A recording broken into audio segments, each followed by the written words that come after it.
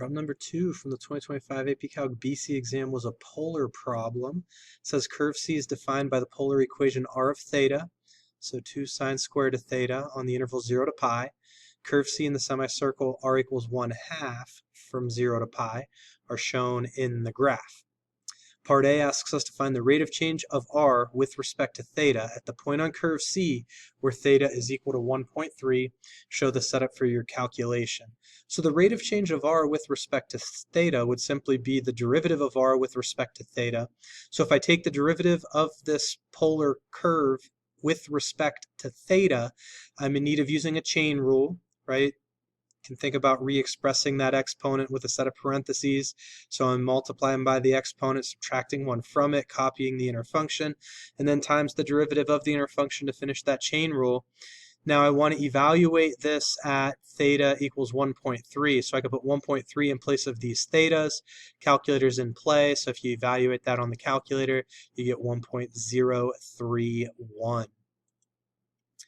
Part B asks us to find the area of the region that lies inside the curve, but outside the graph of the polar equation r equals 1/2. Show the setup for your calculation. So what we basically want is we want the area of all of this space within here. So outside of the semicircle, but inside of the polar curve. So what I realized was that these intersections between the semicircle and the polar curve r of theta were going to be significant.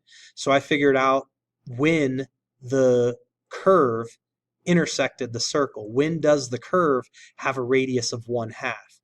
I solved this graphically with my handheld calculator. You could have solved it with Desmos. So I simply graphed 1/2 and I graphed the equation here. I found two intersections, which makes sense. I shrunk my window to 0 to pi, since that's the only stretch of values of theta that I'm concerned with. And I did find two intersections, both toward the outside edges of the interval, which makes sense. Most of the graph is traced out in between these intersections rather than outside of those intersections. So I've got a tiny little bit of space leading up to the intersection point, tiny little bit of space after the intersection point. What are those intersection points? Using the calculator, you can establish them as the values that you see here. Now what I've done is I've realized, hey, these are likely going to become limits of integration for me a couple steps down the road. I don't want to round these intermediate calculations off, so I'm going to one time and one time only list the full decimal that the calculator gave me and just say, hey, I'm going to reference this as theta 1 throughout the rest of this problem, and I'm going to reference the other intersection as theta 2 throughout the rest of it. So what I then did is I realized if I'm trying to find the area inside the polar curve r of theta, the curve C, I'm going to use the formula for the area of a sector, which is 1/2 r squared times change in the angle. Change in the angle becomes the d theta. R is the equation 2 sine squared of theta. My limits of integration would be theta 1 and theta 2. Now when I evaluated this on the calculator to get this result, I did carefully type in that entire decimal and this entire decimal for the lower and upper limits of integration. I didn't want to lose any accuracy with my final answer. Doing that helps ensure that that's happening. And then I need to subtract off the area that I don't want to count. I don't want to count any of the area inside of the semicircle. Now the semicircle is literally a semicircle, so you can use the area formula for a sector. You don't have to do it within an integral. But if you structure an integral the same sort of way, you're just going to subtract that integral off of the original one to end up with your final result of 2.067 square units. Part C says that dx d theta is equal to this for curve C. On the interval 0 to pi over 2, find the value of theta that corresponds to the point on the curve that is farthest from the y-axis. Justify your answer. So if we are farthest from the y-axis, that means the x-coordinate is as positive as it ever gets or as negative as it ever gets. So I went ahead and said the absolute value of x is going to be maximized if our curve is farthest from the y-axis. So I'm trying to basically find the maximum and minimum for x. I'm going to have to set the rate of change of x with respect to theta equal to 0. I did that with a calculator, so I graphed dx d theta. I found the one location where it was equal to 0 was this 0.955 value.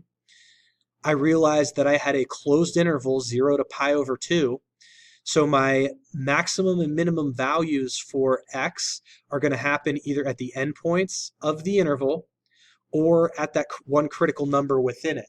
Now, at the endpoints of the interval, the value of r is actually the value of x, excuse me. And you see my little expression for x listed here. It's going to be r times cosine of theta, which is a relationship you've used with polar coordinates in the past. My value of x at a theta of 0 and at a theta of pi over 2 is going to end up being equal to 0. At 0.955, my value of x ends up being 0.770. So this location here seems to correspond to the theta value of 0. This seems to correspond to the theta value of pi over 2.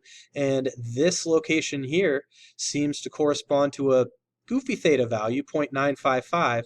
But if you look at the x-axis, yeah, you'd believe that that x value there, where we're farthest from the y-axis, is 0.77. So the curve is farthest from the y-axis on the interval 0 to pi over 2 when theta is 0.955. Now, what gives me credit for my justification is I'm showing that I'm identifying critical numbers, I'm showing endpoints in critical numbers as candidates for the maximum, and the maximum value of the absolute value of x is definitely at that 0.77 value for x.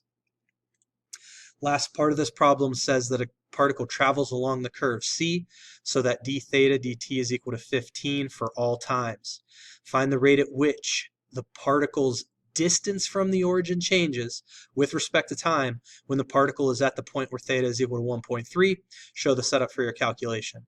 So what you had to realize right away here is you had to kind of take this from wording into derivative speak. Find the rate at which the particle's distance from the origin is changing with respect to time. Distance from the origin is specified by r. Distance from the origin with respect to t would be dr dt. So I want to know what dr dt is evaluated at the moment in time when theta is equal to 1.3. So I'm going to go back to this original equation here for r of theta. I'm going to take the derivative of both sides with respect to t, which gives me dr dt on the left. On the right-hand side, I'm in need of using a couple of chain rules. The first chain rule was used back in part A, but now because I'm doing my derivative with respect to time and not just with respect to theta, I have this extra little piece here at the end. If I evaluate this at 1.3, I know my value of d theta dt is always 15. You toss that expression into the calculator and you end up with 15.465 for the rate of change of the particle's distance from the origin with respect to time at the moment when theta is 1.3.